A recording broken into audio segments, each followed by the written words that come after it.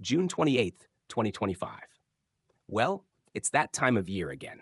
The air is thick with humidity.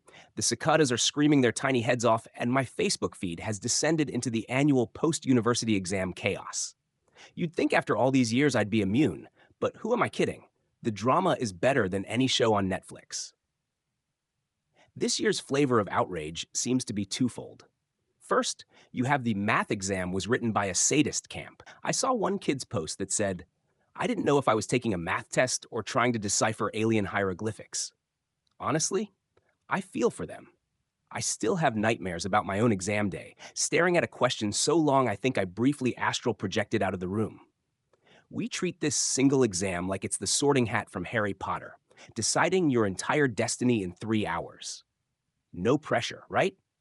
Then you have the other side, the smug and newly crowned kings and queens of the education system, the IELTS crowd. The Ministry of Education decided that a 7.5 on the IELTS test automatically converts to a 9 or even a 10 for the English portion of the university exam. And just like that, a whole cohort of students who spent their high school years buried in practice tests instead of regular textbooks have hit the jackpot. You can practically hear the collective sigh of relief from thousands of parents who poured a fortune into English centers. My cousin's kid is one of them. My aunt, who has been a ball of pure, unadulterated anxiety for months, is now posting nonstop about her daughter's international mindset and global readiness. It's hilarious. Last week, she was lighting incense and praying to every god in the pantheon.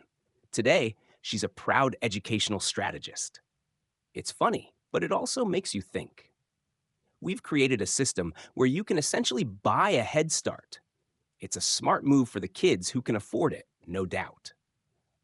But it feels like we're slowly turning education into a game of who has the deeper pockets, rather than who has the sharpest mind.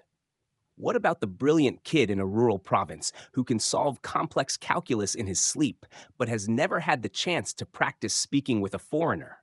I guess that's the part that gets me.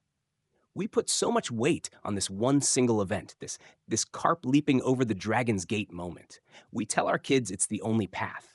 But then we create all these side doors and back alleys for those with the right keys. Ah, well, what do I know?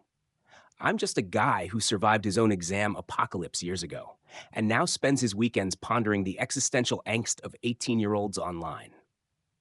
Life went on for me, and it will go on for them, too, whether they solved for X or not. Right? I need a cafe suada. All this virtual shouting is exhausting.